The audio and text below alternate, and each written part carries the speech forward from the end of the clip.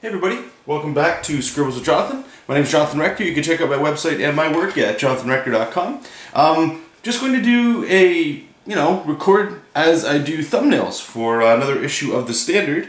And I thought I would just get the camera set up here. It's kind of in a weird angle and stuff. I want to do a little bit more of this kind of stuff, real drawing as some people like to call it. And I apologize, I had to close the door, so there might be a little bit of an echo in here, and if you hear my cat meowing, well, trying to keep her a little bit out of the picture here for this stuff. But the way the camera's set up right now, I can't really move it around, but I'm at the drawing desk, and let me just see if we can kind of see it. Not really. What I do is I'll probably show you guys a little bit of this when I do a quick little art studio, what I got in this small room for drawing. But on the art table here, I put 2 screws into the back. And I've got, actually just let me take this off. You can just grab some twine and like a clip.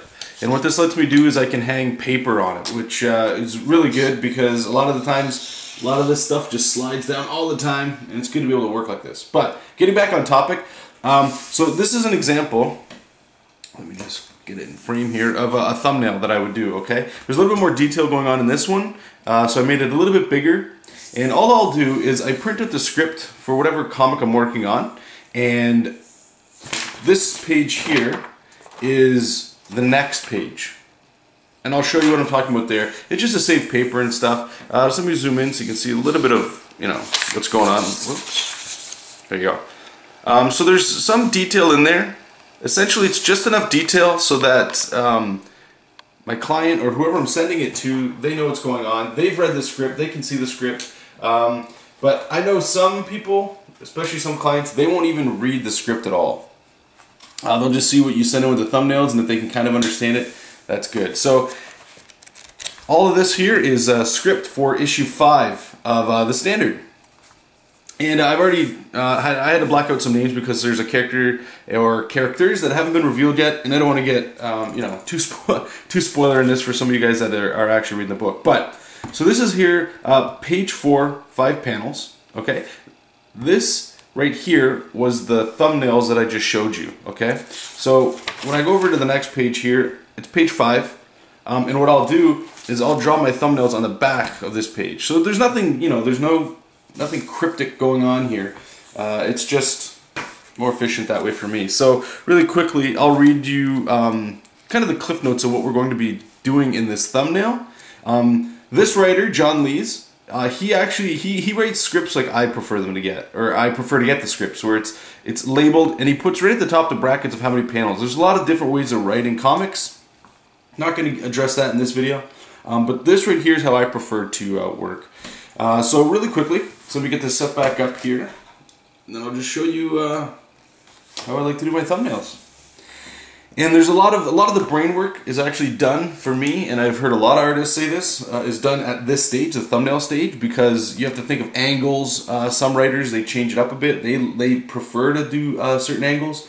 Sometimes I'll add panels, I'll remove panels. Hopefully the writer agrees with those choices that I'm making, because going back always sucks. Always having to do revisions sucks. But if it's for the benefit of the story or the overall product, it's usually in its best interest. And normally all I'll use is a regular pencil and a big fat marker, just so that I can do like the borders, and then some sort of eraser. This is a kneadable eraser there. So start off by just doing a quick thumbnail of the actual page.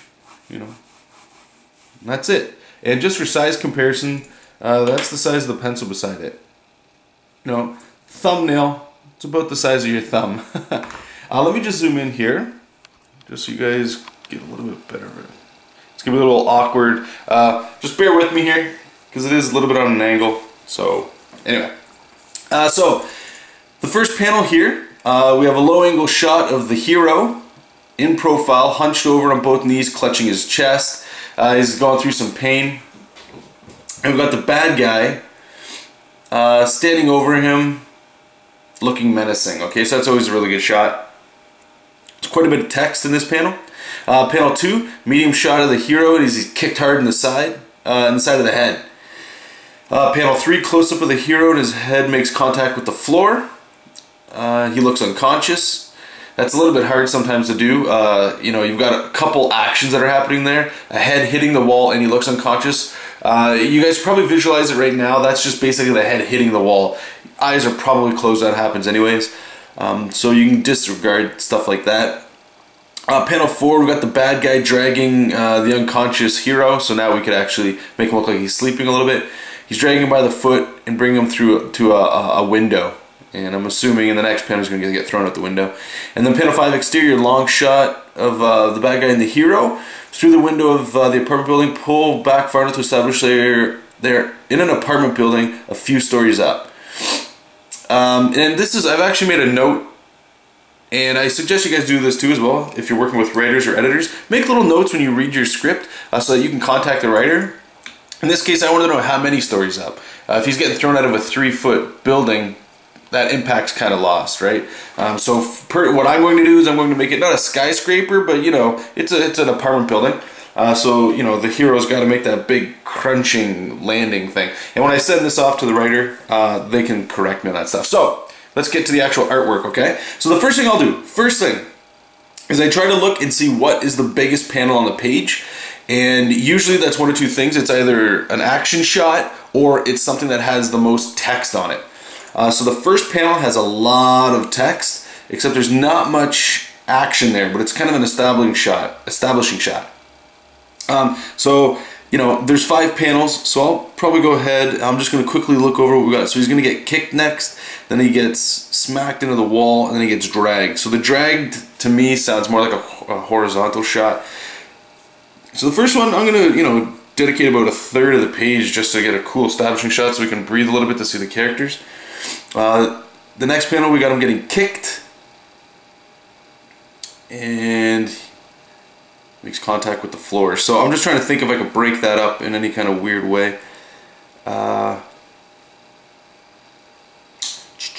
this is really, again, like I said, where the brain work comes, because like there's a skyscraper shot, so I want to do a horizontal so you can see, you know, the breadth of the actual skyscraper. I don't know. I should note as well, you can always do multiple thumbnails, and I encourage it if you got the time. That way you can play with angles a little bit more, and then you don't have to. You can just draw what feels right, and then kind of pick what you like. And the other thing I probably should have said in the beginning: don't spend too much time on this stuff. They're just supposed to be sketches, right? Quick ideas that you get out there, and the brain, just let the brain vomit on the page to get it done. Okay, so he's getting kicked in the head. Do you want to get a little bit of an action shot here? I'm just trying to visualize real quick. Kick, bang, and he's gonna get smacked up against the wall. What I'm debating right now is if I do 2 panels, if I'm getting kicked and then hitting, the pacing and the timing of that. Maybe I want, you know, just the kick and then the impact down here, so that the reader has to look at him getting kicked, and then they have to move their eyes. So there's a little bit of a time gap there to give them the feeling that there was some, you know, like something actually, some time took place. So we'll just shrink it up. So we got 3 more panels to work with. Close up of the center, the head makes contact with the floor. So I'm going to make that a smaller shot. And then what I'm actually going to do is I'm actually going to add a panel here, okay? I'm going to add a thinner panel. And what this panel is going to be is I'm going to add the bad guy grabbing the cape or the foot or something of the hero. That way it just makes it a little bit more, you know, gives us some more time to play around there. Makes the hero seem like he's been on the ground for a little bit longer than he has. Then we got to get a dragging shot. And I'm wondering if I still keep going down with these or if I'm going to break it up horizontal here. I think I'm going to continue with this here. Alright, so let's just start drawing some stuff inside there. So first shot, a low angle medium shot looking up at the hero in profile. Is now hunched over on both knees, clutching himself. His face is twisted in pain. He's looking pretty rough. In the background we see standing over him from the low angle. Hopefully we can look truly gigantic. Okay, so the way it sounds is we need a low angle shot. So we're going to do a 3/4 up shot. So I'll usually, you know, we'll have something immediately in the foreground. So we're going to have the hero pretty big, and we can get the bad guy kind of behind him. You can understand where I'm going with this. And we need to show all the pain in the hero. So I'm just playing around again, seeing how much room we really got. Got to remember that perspective. So I'm just gonna quickly gesture in where the perspective lines would be for these guys. Really got to sell him clutching his chest here. Probably not doing too well. Whoops. I go through a lot of lead. I just carve with this stuff. And I want him really wide-eyed here as well. I don't want him recognizing that the bad guy's behind him. He's going to know that because the bad guy's talking, but I want the surprise to be more like of what's happening to himself. So he's right in the foreground here, and then we're going to have the bad guy. I'm going to actually move him a little bit up here and make him a little bit more skinnier at the top, just to make it look like he's really back there.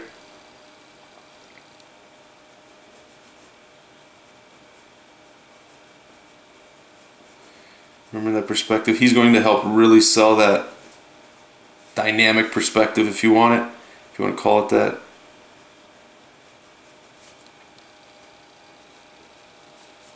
And a couple things to think about when you're doing this, or what I think about when I'm doing this stuff.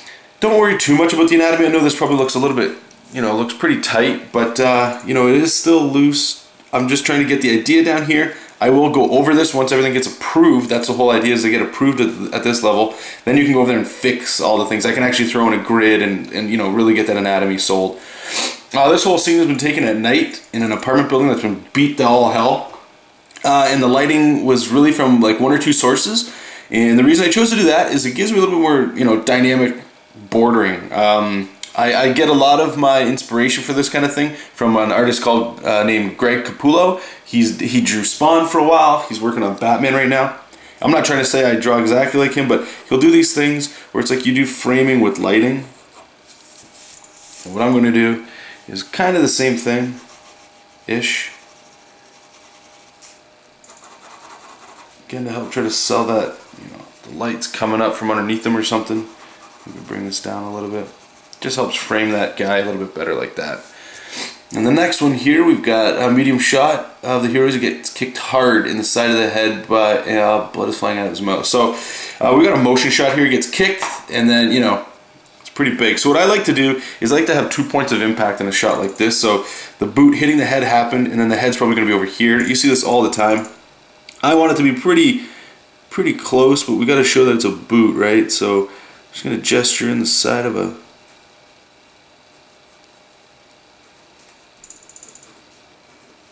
something like that.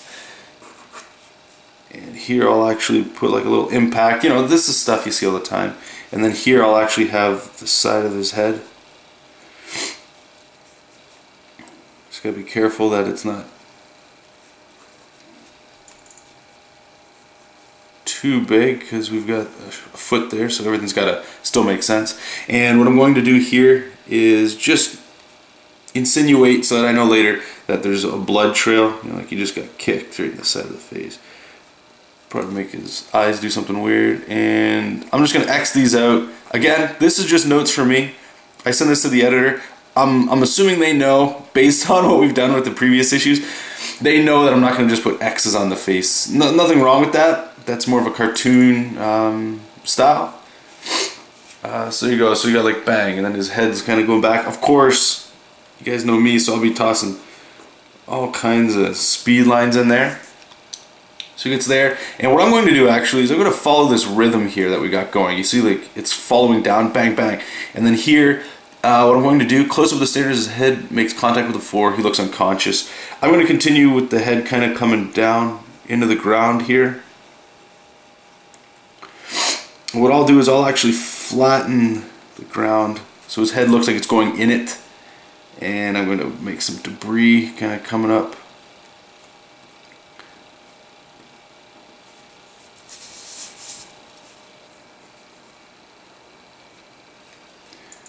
Make his nose. I'm going to make it look as like awkward as possible, so his like body's following his head here.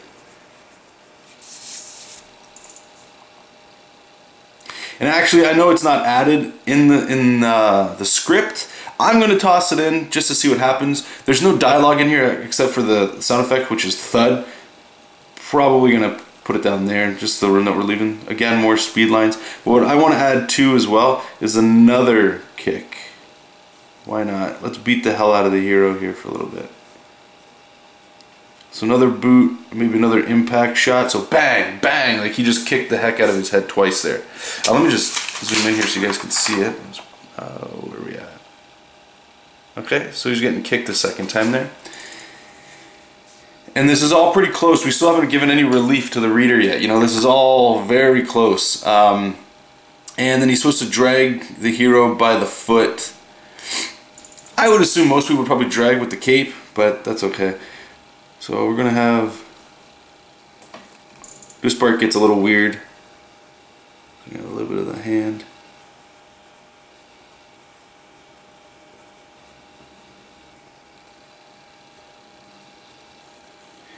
And it's gonna be hard to fit the foot in there, but if I can get the rest of the leg, should be okay. And there's some dialogue here, so leave some room for that. Now this is where we can breathe a little bit. So panel 4. Now he's dragging the body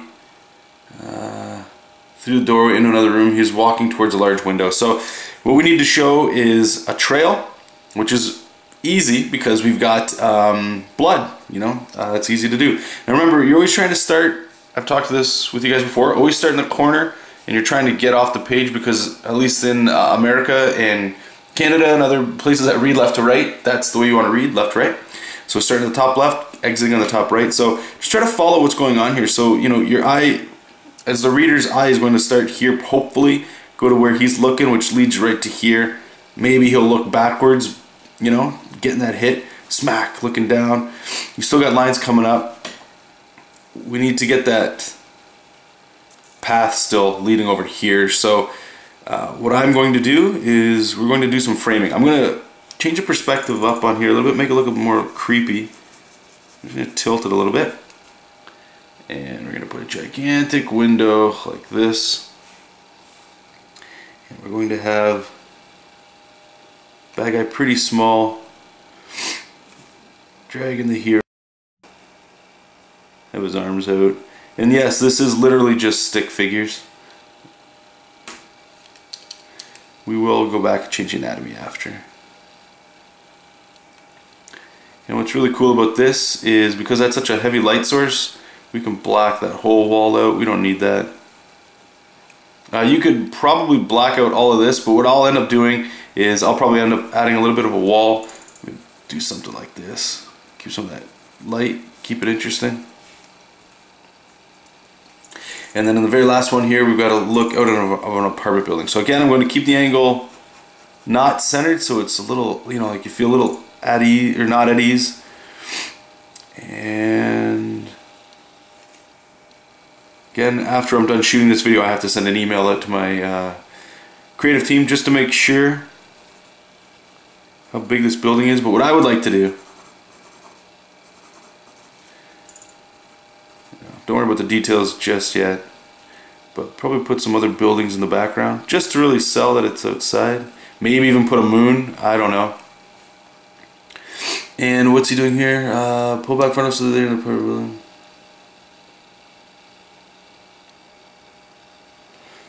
And again, we got to have the bad guy holding up the hero, just like that. And then to wrap it up, just to make it again clear, just grab that fat marker. Try to be a little more careful than I clearly was there. And the whole purpose of this is just obviously so it's easier for whoever you're showing to see where the panels are. So that's about it. And then what I would do is I'd just go over it real quickly with a somewhat critical eye and just see if it feels off, if there's something that doesn't feel right. This panel here where he's grabbing the arm, I might change up a bit, or grabbing the leg, I might change up a bit. But usually this doesn't take as long as it did with us because, you know, I'm talking with you guys and it's been like 20 minutes, which is, you know, pretty long. It should not take 20 minutes to do a thumbnail. It can, depending on how crazy it is. But usually about 10 minutes sounds about right. And that gives you time to actually keep working on other thumbnails. But hopefully you guys dug that a little bit. Let me just zoom in here so you guys can see it. Wait for it to focus. Focus, baby. But yeah, so hopefully you guys enjoyed it. Stay tuned. I know it's been a little while since there's been updates and videos. Those are coming. I've just been crazy busy. And the next set of videos, outside of just doing this kind of stuff, I will be getting back to working on part 2 of the Ninja Turtle pitch. So you guys can stay tuned for that. Anyway, thank you guys so much for your time. Keep reading comics, keep making comics. Take care, and I'll talk to you soon. Bye.